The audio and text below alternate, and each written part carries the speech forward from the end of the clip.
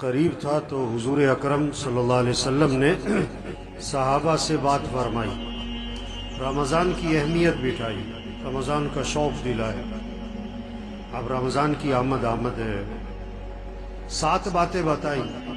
حضرت محمد صلی اللہ علیہ وسلم نے صحابہ کو رمضان سے متعلق 7 باتیں بتائیں۔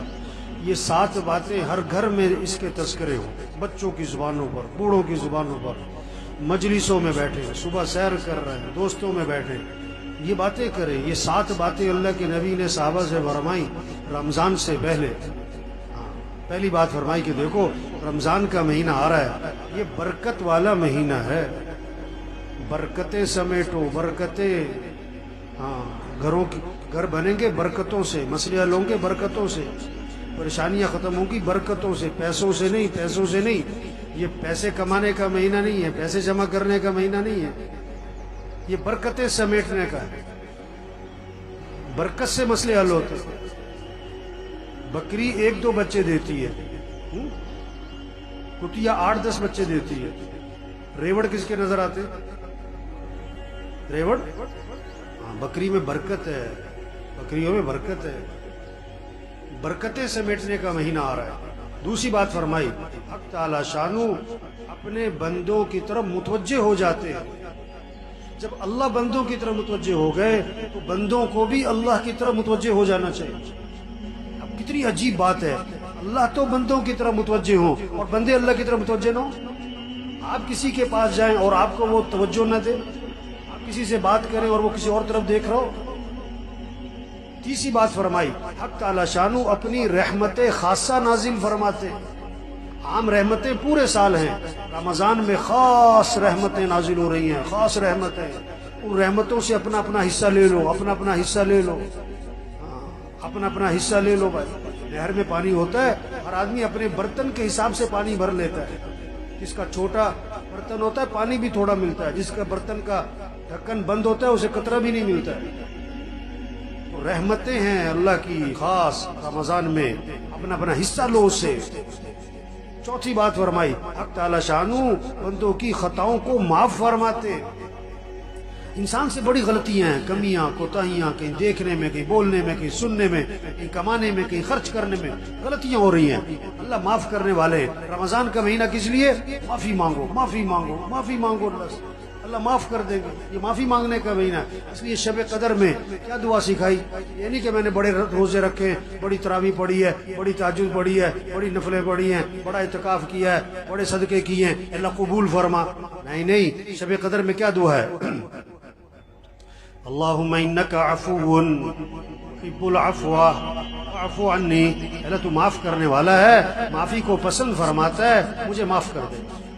معافی مانگو بھائی، اللہ کو بندے کا معافی مانگنا بہت پسند ہے۔ پانچویں بات فرمائی، حق تعالی شانو بندوں کی دعاؤں کو قبول فرماتے ہیں۔ یہ مہینہ کس کا ہے؟ مانگنے کا۔ ہم سب محتاج ہیں، سب کی ضرورتیں، سب کی پریشانیاں، سب کے حالات ہیں، گھریلو مسئلے، کاروباری مسئلے، ملک کے مسئلے، عوام کے مسئلے، حکمرانوں کے مسئلے، مسائل، مسلمانوں کے کتنے حالات پوری دنیا میں۔ اب ان سارے مسئلوں کو حل کرنے والا کون ہے؟ اللہ ہے۔ خوشیاں دینے والا اللہ ہے، پریشانیوں سے بچانے والا اللہ ہے، آئی مصیبتوں کو سے نکالنے والا اللہ ہے۔ تو کس سے مانگو؟ سحری کا وقت کس لیے ہے؟ مانگو اللہ سے، مانگو اللہ سے۔ افطاری کا وقت کس لیے ہے؟ مانگو اللہ سے۔ یہ افطار پارٹیاں نہیں ہونی چاہیے، یہ سب 2 نمبری ہے۔ کوئی افطار پارٹیاں نہیں بھائی۔ افطاری کرواؤ کن کو؟ جنہیں کوئی نہیں کھلاتا، اور عزت سے کھلاؤ، لائن میں لگوا کے نہیں، سڑکوں پہ جمع کر کے نہیں، عزت سے کھلاؤ لوگوں کو۔ جنہیں کوئی نہیں کھلاتا، جن کے گھر میں کھانے کو نہیں ہے، عزت سے گھروں میں راشن پہنچاؤ اور اپنی سعادت سمجھ کے پہنچاؤ، اور ان کا احسان سمجھو کہ آپ سے لے لیا، اپنا احسان سمجھ کے نہیں، یہ کہہ کر نہیں کہ تو نامی ہوئے، نہیں، عزت سے دو لوگوں کو۔ یہ افطار پارٹیوں کا مہینہ نہیں ہے تو عدلے کے بدلے ہو رہے ہوتے ہیں، اس نے افطاری کی میں بھی افطاری کراؤں، اس نے یہ بنایا تھا میں بھی بناؤں۔ نہیں، افطاری کا وقت کس لیے؟ مانگو اللہ سے، ہر گھر میں فضا بنے۔ مستورات کو سمجھاؤ کہ افطاری جو ہے نا عصر سے پہلے کر لو جو کرنا ہے، عصر کے بعد قرآن پڑھو، ذکر کرو، افطاری سے 15-20 منٹ پہلے سب دسترخوان بیٹھ کے دعا مانگو، اللہ سے مانگو، اللہ خوش ہوتے ہیں۔ بس اٹھانے والے فرشتوں سے اللہ فرماتے ہیں جب رمضان کا مہینہ شروع ہوتا ہے کہ اپنی اپنی عبادت چھوڑ دو، اب تمہارا ایک ہی کام ہے کہ روزے داروں کی دعاؤں پر آمین کہتے رہو۔ یہ مانگنے کا مہینہ آ رہا ہے، مانگو اللہ سے، مانگو اللہ سے۔ ایک اللہ کی ذات ہے جس سے مانگو تو خوش ہوتا ہے، نہ مانگو تو ناراض ہو۔ خزانے بھرے پڑے، وہ سخی ہے، وہ کریم ہے، وہ جواد ہے۔ چھٹی بات فرمائی، حق تعالی شانہ فرشتوں کے سامنے فخر فرماتے ہیں، دیکھو میرے بندے دن میں روزہ رکھتے ہیں، رات کو میرے سامنے قیام کرتے ہیں، رکوع کرتے ہیں، سجدے کرتے ہیں، میرے سامنے ہاتھ پھیلاتے ہیں۔ گرمی ہے روزہ رکھا ہوا ہے، اور دن لمبا ہے روزہ رکھا ہوا ہے، بھوک لگی ہوئی ہے روزہ رکھا ہوا ہے، کھانا سامنے پانی سامنے نہیں پیتا ہے، کوئی دیکھ نہیں رہا، میرا ڈر ہے۔ اللہ بندوں فرشتوں کے سامنے فخر فرماتے ہیں، دیکھو میرے بندے روزے رکھ رہے ہیں، میرے سامنے رات کو قیام کرتے ہیں۔ ساتویں بات فرمائی، حق تعالی شانہ تمہارے تنافس کو دیکھتے ہیں رمضان میں، نیکیوں میں دوسرے سے آگے بڑھنا۔ یہ کہتے ہیں نا سیزن آ رہا ہے، تو دین داروں کا، ایمان والوں کا رمضان کیا آ رہا ہے؟ یہ نیکیوں کا سیزن، قرآن کا سیزن۔ یہ رمضان اور قرآن اس کی خاص مناسبت ہے۔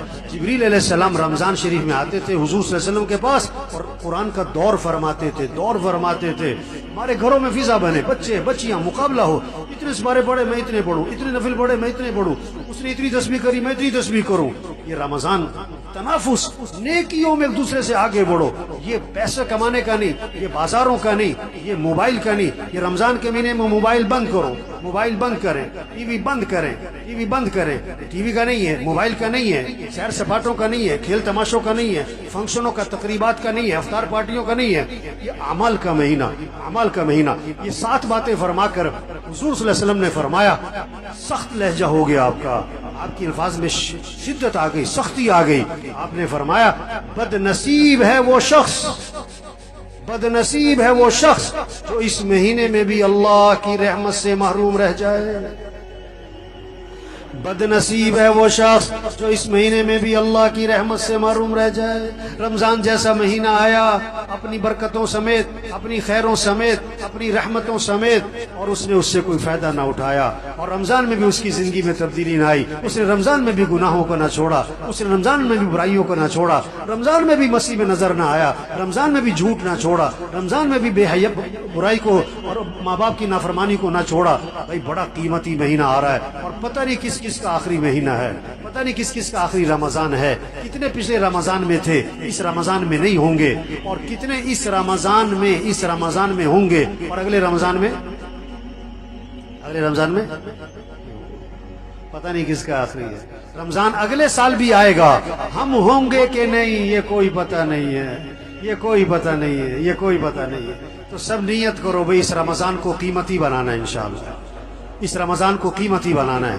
ایک کام کر لے رمضان قیمتی بنانے کے لیے، نظام الاوقات بنا لے، نظام الاوقات بنا لے، گھر میں سب کا نظام الاوقات بنائے، بچے بچیاں، ابا دادا پوت، سب نظام الاوقات بنائے۔ یہ سونے کا وقت، یہ اٹھنے کا وقت، یہ نماز کا وقت، یہ قرآن کا وقت، یہ ذکر کا وقت، یہ دعا کا وقت، یہ تعلیم کا وقت، اور یہ دکان مرد ہیں، یہ دکان کا دفتر کاروبار کم سے کم مستورات گھر میں ٹائم بنائیں۔ یہ افطاری تیار کرنے کا وقت ہے، یہ سحری تیار کرنے کا وقت ہے، اتنے بجے اٹھنا ہے، اتنے بجے سونا ہے، اب یہ قرآن پڑھنا ہے، اتنے سپارے پڑھنے ہیں، اتنا ذکر کرنا ہے، اتنی دیر دعا مانگنی ہے۔ نظام الاوقات بنا لیں، وقت قیمتی بن جائے گا۔ اللہ سب کو اس کی توفیق عطا فرمائے۔ نیت کریں، دعا مانگیں، کوشش کریں، اللہ ہمیں توفیق عطا فرمائے۔